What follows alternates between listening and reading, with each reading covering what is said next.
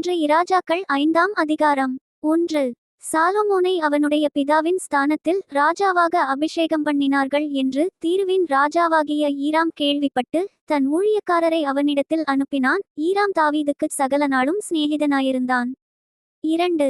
அப்பொழுது சாலொமோன் ஈராமினிடத்தில் ஆட்களை அனுப்பி 3. என் தகப்பனாகிய தாவீதின் சத்துருக்களை கர்த்தர் அவருடைய பாதங்களுக்கு கீழ்ப்படுத்திவிடுமளவும் அவர்கள் தம்மை சுற்றிலும் செய்கிற யுத்தத்தினால் அவர் தம்முடைய தேவனாகிய கர்த்தருடைய நாமத்திற்கு ஆலயத்தை கட்ட அவருக்கு கூடாதிருந்தது என்று நீர் அறிந்திருக்கிறீர். 4. ஆனாலும் இப்பொழுதோ என் தேவனாகிய கர்த்தர் எங்கும் எனக்கு இளைப்பாறுதலைத் தந்தார், விரோதியும் இல்லை, இடையூறும் இல்லை. 5. ஆகையால் நான் உன் ஸ்தானத்தில் உன் சிங்காசனத்தின் மேல் வைக்கும் உன் குமாரனே என் நாமத்திற்கு ஆலயத்தை கட்டுவான் என்று கர்த்தர் என் தகப்பனாகிய தாவீதினிடத்தில் சொன்னபடியே என் தேவனாகிய கர்த்தரின் நாமத்திற்கு ஆலயத்தை கட்டவேண்டும் என்று இருக்கிறேன். 6. ஆதலால் லீபனோனில் எனக்காக கேதுருமரங்களை வெட்டக் கட்டளையிடும். சீதோனியரைப் போல மரவெட்டு வேலை அறிந்தவர்கள் எங்களுக்குள்ளே ஒருவருமில்லை என்பது உமக்குத் தெரியும். அதற்காக என் வேலைக்காரர் உம்முடைய வேலைக்காரரோடே இருப்பார்கள். நீர் சொல்வதின்படியெல்லாம் உம்முடைய வேலைக்காரரின் சம்பளத்தை உமக்குக் கொடுப்பேன் என்று சொல்லச் சொன்னான். 7. ஈராம் சாலொமோனின் வார்த்தைகளை கேட்டபோது மிகவும் சந்தோஷப்பட்டு அந்த ஏராளமான ஜனங்களை ஆளும்படி தாவீதுக்கு ஒரு ஞானமுள்ள குமாரனை கொடுத்த கர்த்தர் இன்று ஸ்தோத்திரிக்கப்படுவாராக என்று சொல்லி 8. ஈராம் சாலொமோனிடத்தில் மனுஷரை அனுப்பி நீர் எனக்குச் சொல்லியனுப்பின காரியத்தை நான் கேட்டேன். கேதுருமரங்களுக்காகவும் தேவதாரி விருட்சங்களுக்காகவும் உம்முடைய விருப்பத்தின்படியெல்லாம் நான் செய்வேன். 9. என் வேலைக்காரர் லீபனோனில் இருந்து அவைகளை இறக்கிக் கடலிலே கொண்டுவருவார்கள். அங்கே நான் அவைகளை தெப்பங்களாகக் கட்டி நீர் நியமிக்கும் இடத்துக்கு கடல் வழியாய் அனுப்பி அவைகளை அவிழ்த்து ஒப்பிப்பேன். அங்கே நீர் அவைகளை ஒப்புக்கொண்டு என் ஜனங்களுக்கு ஆகாரங்கொடுத்து என் விருப்பத்தின்படி செய்ய வேண்டும் என்று சொல்லச் சொன்னான். 10. அப்படியே ஈராம் சாலொமோனுக்கு வேண்டிய மட்டும் கேதுருமரங்களையும் தேவதாரி விருட்சங்களையும் கொடுத்து கொண்டு வந்தான். 11. சாலொமோன் ஈராமின் அரமனைக்கு போஜனத்திற்காக 20,000 கலம் கோதுமையையும் இடித்து பிழிந்த ஒலிவமரங்களின் 20 கல எண்ணெயையும் கொடுத்தான். இப்படி சாலொமோன் ஈராமுக்கு வருஷாந்தரம் கொடுத்து வந்தான். 12. கர்த்தர் சாலொமோனுக்குச் சொல்லியிருந்தபடியே அவனுக்கு ஞானத்தை தந்தருளினார். ஈராமுக்கும் சாலொமோனுக்கும் சமாதானமுண்டாயிருந்து இருவரும் உடன்படிக்கை பண்ணிக்கொண்டார்கள். 13. ராஜாவாகிய சாலொமோன் இஸ்ரவேலரெல்லாரிலும் ஊழியத்துக்கு 30,000 அமஞ்சி ஆட்களை பிடித்தான். 14. அவர்களில் ஒவ்வொரு மாதத்திற்கு 10,000 பேரை மாற்றி மாற்றி லீபனோனுக்கு அனுப்பினான். அவர்கள் 1 மாதம் லீபனோனிலும் 2 மாதம் தங்கள் வீடுகளிலும் இருப்பார்கள். அதோனீராம் அந்த அமஞ்சி ஆட்களின் மேல் விசாரிப்புக்காரனாயிருந்தான். 15. சாலொமோனிடத்தில் சுமை சுமக்கிறவர்கள் 70,000 பேரும் மலைகளில் மரம் வெட்டுகிறவர்கள் 80,000 பேரும். 16. இவர்களை தவிர வேலையை விசாரித்து வேலையாட்களை கண்காணிக்கிறதற்கு தலைமையான விசாரிப்புக்காரர் 3,300 பேரும் இருந்தார்கள். 17. வெட்டின கல்லால் ஆலயத்துக்கு அஸ்திபாரம் போட பெரிதும் விலையேறப்பெற்றதுமான கற்களை கொண்டுவர ராஜா கட்டளையிட்டான். 18. ஆலயத்தை கட்ட சாலொமோனின் சிற்பாசாரிகளும் ஈராமின் சிற்பாசாரிகளும் கிபலி ஊராரும் அந்த மரங்களையும் கற்களையும் வெட்டி ஆயத்தப்படுத்தினார்கள். 1 இராஜாக்கள் 6ஆம் அதிகாரம். 1. இஸ்ரவேல் புத்திரர் எகிப்து தேசத்திலிருந்து புறப்பட்ட 480ஆம் வருஷத்திலும் சாலொமோன் இஸ்ரவேலின் மேல் ராஜாவான 4ஆம் வருஷம் சீப் மாதமாகிய 2ஆம் மாதத்திலும் அவன் கர்த்தரின் ஆலயத்தை கட்டத் தொடங்கினான். 2. சாலொமோன் ராஜா கர்த்தருக்கு கட்டின ஆலயம் 60 முழ நீளமும் 20 முழ அகலமும் 30 முழ உயரமுமாயிருந்தது. 3. ஆலயமாகிய அந்த மாளிகையின் முகப்பிலே அவன் கட்டின மண்டபம் ஆலயத்தின் அகலத்திற்குச் சரியாய் 20 முழ நீளமும் ஆலயத்துக்கு முன்னே 10 முழ அகலமுமாயிருந்தது. 4. பார்வைக்கு குறுகிப்போகிற ஒடுக்கமான ஜன்னல்களை ஆலயத்திற்குச் செய்வித்தான். 5. அவன் தேவாலயத்தின் சுவரும் சந்நிதி ஸ்தானச் சுவருமாகிய ஆலயத்தின் சுவர்களுக்கு அடுத்ததாய் சுற்றுக்கட்டுகளை கட்டி அவைகளில் அறைகளை சுற்றிலும் உண்டாக்கினான். 6. கீழே இருக்கிற சுற்றுக்கட்டு 5 முழ அகலமும் நடுவே இருக்கிறது 6 முழ அகலமும் மூன்றாவதாயிருக்கிறது 7 முழ அகலமுமாயிருந்தது. அவைகள் ஆலயத்தினுடைய சுவர்களிலே தாங்காதபடிக்கு ஆலயத்தை சுற்றிலும் புறம்பே ஒட்டுச்சுவர்களை கட்டுவித்தான். 7. ஆலயம் கட்டப்படுகையில் அது பணிதீர்ந்து கொண்டுவரப்பட்ட கற்களாலே கட்டப்பட்டது. ஆகையால் அது கட்டப்படுகிறபோது சுத்திகள் வாட்சிகள் முதலான எந்த இரும்பு ஆயுதங்களின் சத்தமும் அதிலே கேட்கப்படவில்லை. 8. நடு அறைகளுக்கு போகிற வாசற்படி ஆலயத்தின் வலதுபுறத்தில் இருந்தது. சுழற்படிகளால் நடு அறைகளுக்கும் நடு அறைகளிலிருந்து மூன்றாவது அறைகளுக்கும் ஏறுவார்கள். 9. இவ்விதமாய் அவன் ஆலயத்தை கட்டி கேதுரு மர உத்திரங்களாலும் பலகைகளாலும் ஆலயத்தை மச்சுப்பாவி முடித்தான். 10. அவன் 5 முழ உயரமான சுற்றுக்கட்டுகளை ஆலயத்தின் மேலெங்கும் கட்டுவித்தான். அவைகள் கேதுரு மரங்களால் ஆலயத்தோடே இணைக்கப்பட்டிருந்தது. 11. அப்பொழுது கர்த்தருடைய வார்த்தை சாலொமோனுக்கு உண்டாயிற்று. அவர் 12. நீ என் கட்டளைகளின்படி நடந்து என் நீதி நியாயங்களை நிறைவேற்றி என் கற்பனைகளின்படியெல்லாம் நடந்து கொள்ளும்படிக்கு அவைகளை கைக்கொண்டால் நீ கட்டுகிற இந்த ஆலயத்தை குறித்து நான் உன் தகப்பனாகிய தாவீதோடே சொன்ன என் வார்த்தையை உன்னிடத்தில் நிறைவேற்றி 13. இஸ்ரவேல் புத்திரர் நடுவிலே வாசம் பண்ணி என் ஜனமாகிய இஸ்ரவேலை கைவிடாதிருப்பேன் என்றார். 14. அப்படியே சாலொமோன் ஆலயத்தை கட்டி முடித்தான். 15. ஆலயத்து சுவர்களின் உட்புறத்தை தளம் தொடங்கி சுவர்களின் மேல்மச்சு மட்டும் கேதுரு பலகைகளால் மூடி இப்படி உட்புறத்தை மரவேலையாக்கி ஆலயத்தின் தளத்தை தேவதாரி விருட்சங்களின் பலகைகளால் தளவரிசைப்படுத்தினான். 16. தளவரிசை தொடங்கி சுவர்களின் உயரமட்டும் ஆலயத்தின் பக்கங்களை தொடர்ந்திருக்கிற 20 முழ நீளமான மறைப்பையும் கேதுரு பலகைகளால் உண்டாக்கி உட்புறத்தை மகா பரிசுத்தமான சந்நிதிஸ்தானமாக கட்டினான். 17. அதின் முன்னிருக்கிற தேவாலயமாகிய மாளிகை 40 முழ நீளமாயிருந்தது. 18. ஆலயத்திற்குள் இருக்கிற கேதுருமரங்களில் மொக்குகளும் மலர்ந்த பூக்களுமான சித்திரவேலை செய்திருந்தது. பார்வைக்கு ஒரு கல்லாகிலும் காணப்படாமல் எல்லாம் கேதுருமரமாயிருந்தது. 19. கர்த்தருடைய உடன்படிக்கை பெட்டியை வைக்கிறதற்கு ஆலயத்துக்குள்ளே சந்நிதிஸ்தானத்தை ஆயத்தப்படுத்தினான். 20. சந்நிதிஸ்தானம் முன்புறமட்டும் 20 முழ நீளமும் 20 முழ அகலமும் 20 முழ உயரமுமாயிருந்தது. அதை பசும்பொந்தகட்டால் மூடினான். கேதுருமர பலிபீடத்தையும் அப்படியே மூடினான். 21. ஆலயத்தின் உட்புறத்தை சாலொமோன் பசும்பொந்தகட்டால் மூடி சந்நிதிஸ்தானத்தின் மறைப்புக்கும் பொன்சங்கிலிகளை குறுக்கே போட்டு அதை பொந்தகட்டால் மூடினான். 22. இப்படி ஆலயம் முழுவதும் கட்டித்தீருமட்டும் அவன் ஆலயம் முழுவதையும் பொந்தகட்டால் மூடி சந்நிதிஸ்தானத்திற்கு முன்பாக இருக்கிற பலிபீடத்தை முழுவதும் பொந்தகட்டால் மூடினான். 23. சந்நிதிஸ்தானத்தில் ஒலிவமரங்களால் 2 கேருபீன்களை செய்து வைத்தான். ஒவ்வொன்றும் 10 முழ உயரமாயிருந்தது. 24. கேருபீனுக்கு இருக்கிற ஒரு செட்டை 5 முழமும் கேருபீனின் மற்ற செட்டை 5 முழமுமாய் இப்படி ஒரு செட்டையின் கடைசி முனை தொடங்கி மற்ற செட்டையின் கடைசி முனை மட்டும் 10 முழமாயிருந்தது. 25. மற்ற கேருபீனும் 10 முழமாயிருந்தது. 2 கேருபீன்களும் ஒரே அளவும் ஒரே திட்டமுமாயிருந்தது. 26. ஒரு கேருபீன் 10 முழ உயரமாயிருந்தது. மற்ற கேருபீனும் அப்படியே இருந்தது. 27. அந்த கேருபீன்களை உள் ஆலயத்திலே வைத்தான். கேருபீன்களின் செட்டைகள் விரித்திருந்ததினால் ஒரு கேருபீனின் செட்டை ஒரு பக்கத்துச் சுவரிலும் மற்ற கேருபீனின் செட்டை மறுபக்கத்து சுவரிலும் தொடத்தக்கதாயிருந்தது. ஆலயத்தின் நடுமையத்தில் அவைகளின் செட்டைகள் ஒன்றோடொன்று தொடத்தக்கதாயிருந்தது. 28. அந்த கேருபீன்களை பொந்தகட்டால் மூடினான். 29. ஆலயத்தின் சுவர்களையெல்லாம் அவன் சுற்றிலும் உள்ளும் புறம்புமாக கேருபீன்களும் பேரீந்துகளும் மலர்ந்த பூக்களுமான சித்திரங்களும் கொத்து வேலைகளுமாக்கினான். 30. உள்ளும் புறம்புமாயிருக்கிற ஆலயத்து தளவரிசையையும் பொந்தகட்டால் மூடினான். 31. சந்நிதி ஸ்தானத்தின் வாசலுக்கு ஒலிவமரங்களால் 2 கதவுகளைச் செய்தான். மேல் சட்டமும் நிலைகளும் மறைப்பின் அளவில் 5 1 பங்காயிருந்தது. 32.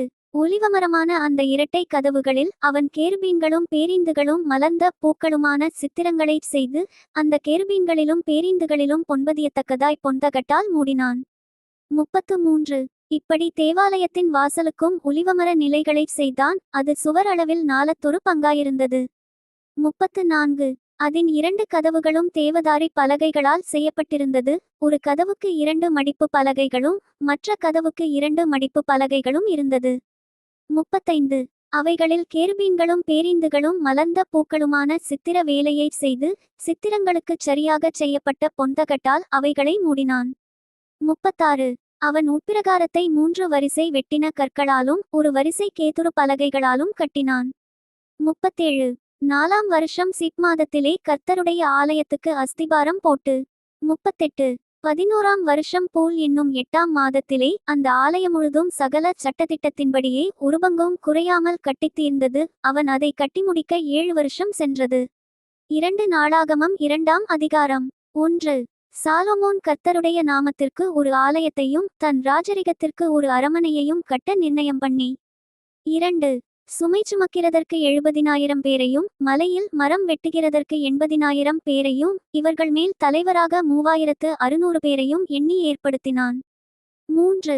தீருவின் ராஜாவாகிய ஈராமிடத்தில் ஆள் அனுப்பி, என் தகப்பனாகிய தாவீது தாம் வாசமாயிருக்கும் அரமனையை தமக்குக் கட்டும்படிக்கு நீர் அவருக்கு தயவு செய்து அவருக்கு கேதுருமரங்களை அனுப்பினது போல எனக்கும் தயவு செய்யும். 4.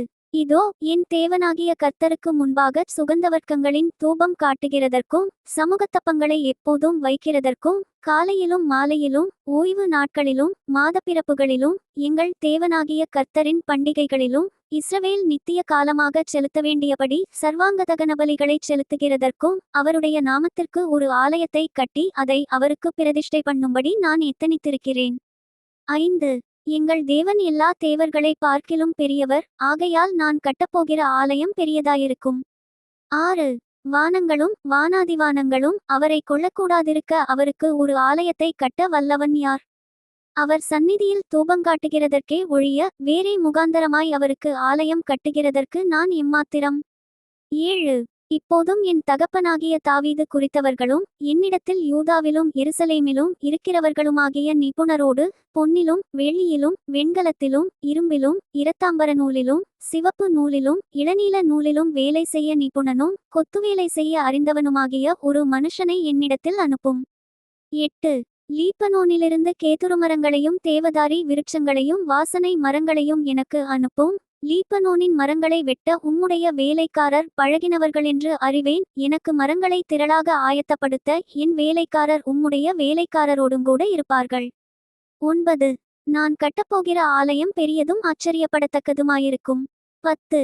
அந்த மரங்களை வெட்டுகிற உம்முடைய வேலைக்காரருக்கு 20,000 மரக்கால் கோதுமை அரிசியையும் 20,000 மரக்கால் வார்கோதுமையையும் 20,000 குடம் திராட்சரசத்தையும் 20,000 குடம் எண்ணெயையும் கொடுப்பேன் என்று சொல்லி அனுப்பினான். 11.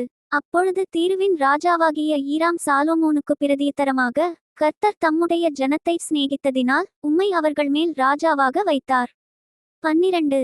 கர்த்தருக்கு ஒரு ஆலயத்தையும் தமது ராஜரிகத்திற்கு ஒரு அரமனையையும் கட்டத்தக்க யுக்தியும் புத்தியுமுடைய ஞானமுள்ள குமாரனை தாவீது ராஜாவுக்கு கட்டளையிட்டவராகிய வானத்தையும் பூமியையும் உண்டாக்கின இஸ்ரவேலின் தேவனாகிய கர்த்தருக்கு ஸ்தோத்திரமுண்டாவதாக. 13. இப்போதும் ஈராம் அபி என்னும் புத்திமானாகிய நிபுணனை அனுப்புகிறேன். 14. அவன் தானின் குமாரத்திகளில் ஒரு ஸ்திரீயின் குமாரன். அவன் தகப்பன் தீருதேசத்தான். அவன் பொன்னிலும் வெள்ளியிலும் வெண்கலத்திலும இரும்பிலும் கற்களிலும் மரங்களிலும் இரத்தாம்பர நூலிலும் இளநீல நூலிலும் மெல்லிய நூலிலும் சிவப்பு நூலிலும் வேலை செய்யவும் சகலவித கொத்துவேலை செய்யவும் என்னென்ன செய்யவேண்டுமென்று அவனுக்குச் சொல்லப்படுமோ அவைகளையெல்லாம் உம்மிடத்திலுள்ள நிபுணரோடும் உம்முடைய தகப்பனாகிய தாவீது என்னும் என் ஆண்டவனின் நிபுணரோடுங்கூட யோகித்துச் செய்யவும் அறிந்தவன். 15. என் ஆண்டவன் தாம் சொன்னபடி கோதுமையையும் வார்கோதுமையையும் எண்ணெயையும் திராட்சரசத்தையும் தம்முடைய ஊழியக்காரருக்கு அனுப்புவாராக. 16.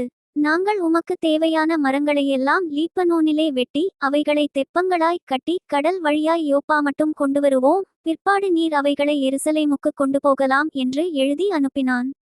17.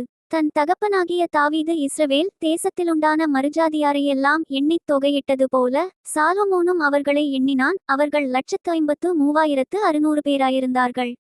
18. இவர்களில் அவன் 70,000 பேரைச் சுமை சுமக்கவும் 80,000 பேரை மலையில் மரம் வெட்டவும் 3,600 பேரை ஜனத்தின் வேலையை விசாரிக்கும் தலைவராயிருக்கவும் வைத்தான். 2 நாளாகமம் 3ஆம் அதிகாரம். 1. பின்பு சாலொமோன் எருசலேமிலே தன் தகப்பனாகிய தாவீதுக்கு காண்பிக்கப்பட்ட மோரியா என்னும் மலையில் எபூசியனாகிய ஒர்னானின் களம் என்னும் தாவீது குறித்து வைத்த ஸ்தலத்திலே கர்த்தருடைய ஆலயத்தை கட்டத் துவங்கினான். 2. அவன் தான் ராஜ்யபாரம் பண்ணின 4ஆம் வருஷம் 2ஆம் மாதம் 2ஆம் தேதியிலே கட்டத் தொடங்கினான். 3. தேவனுடைய ஆலயத்தை கட்டுகிறதற்கு சாலொமோன் போட்ட அஸ்திபாரமானது முற்காலத்து அளவின்படியே 60 முழ நீளமும் 20 முழ அகலமுமாயிருந்தது. 4. முகப்பு மண்டபம் ஆலயத்தினுடைய அகலத்தின்படியே 20 முழ நீளமும் 120 முழ உயரமுமாயிருந்தது. அதன் உட்புறத்தை பசும்பொன் தகட்டால் மூடினான். 5. ஆலயத்தின் பெரிய மாளிகையை தேவதாரு பலகைகளினால் செய்து பசும்பொன்னினால் இழைத்து அதின்மேல் பேரீச்சு வேலையையும் சங்கிலி வேலையையும் சித்தரித்து. 6. அந்த மாளிகையை இரத்தினங்களால் அலங்கரித்தான். பொன்னானது பர்வாயிமின் பொன்னாயிருந்தது. 7. அந்த மாளிகையின் உத்திரங்களையும் நிலைகளையும் அதின் சுவர்களையும் அதின் கதவுகளையும் பொன்தகட்டால் மூடி கொத்துவேலையால் சுவர்களிலே கேருபீன்களைச் செய்வித்தான். 8. மகா பரிசுத்தமான ஆலயத்தையும் கட்டினான். அதின் நீளம் ஆலயத்தினுடைய அகலத்தின்படி 20 முழமும் அதின் அகலம் 20 முழமுமாயிருந்தது. அதை 600 தாலந்து பசும்பொன்னினால் இழைத்தான். 9. ஆணிகளின் நிறை 50 பொன் சேக்கலானது. மேல் அறைகளையும் பொன்னினால் இழைத்தான். 10. அவன் மகா பரிசுத்தமான ஆலயத்திலே 2 கேருபீன்களையும் சித்திரவேலையாய் உண்டு பண்ணினான். அவைகளை பொன்தகட்டால் மூடினான். 11. அந்த கேருபீன்களுடைய செட்டைகளின் நீளம் 20 முழமானது. ஒன்றினுடைய ஒரு செட்டை 5 முழமாயிருந்து ஆலயத்து சுவரை தொட்டது. மறுசெட்டை 5 முழமாயிருந்து மற்ற கேருபீனின் செட்டையை தொட்டது. 12. மற்ற கேருபீனின் ஒரு செட்டையும் 5 முழமாயிருந்து ஆலயத்துச் சுவரை தொட்டது. அதின் மறுசெட்டையும் 5 முழமாயிருந்து மற்ற கேருபீனின் செட்டையை தொட்டது. 13. இப்படியே அந்த கேருபீன்களின் செட்டைகள் 20 முழ விரிவாயிருந்தது. அவைகள் தங்கள் கால்களால் ஊன்றி நின்றது. அவைகளின் முகங்கள் ஆலயத்து உட்புறமாய் நோக்கியிருந்தது. 14. இளநீல நூலாலும் இரத்தாம்பர நூலாலும் சிவப்பு நூலாலும் மெல்லிய நூலாலும் திரையையும் அதிலே கேருபீன்களின் உருவங்களையும் உண்டு பண்ணினான். 15. ஆலயத்திற்கு முன்னாக 35 முழ உயரமான 2 தூண்களையும் அவைகளுடைய முனைகளின் மேலிருக்கும் 5 முழ உயரமான கும்பங்களையும் உண்டாக்கி. 16. சந்நிதிக்கு முன்னிருக்கச் சங்கிலிகளையும் பண்ணி தூண்களின் முனைகளின் மேல் பற்ற வைத்து 100 மாதளம் பழங்களையும் பண்ணி அந்தச் சங்கிலிகளில் கோர்த்தான். 17. அந்த தூண்களை அவன் தேவாலயத்திற்கு முன்பாக ஒன்றை வலதுபுறத்திலும் ஒன்றை இடது புறத்திலும் நாட்டி வலதுபுறமானதற்கு யாகீன் என்றும் இடதுபுறமானதற்கு போவாஸ் என்றும் பெயரிட்டான். Thank you. Bye from Daniel. Bye from Daniel.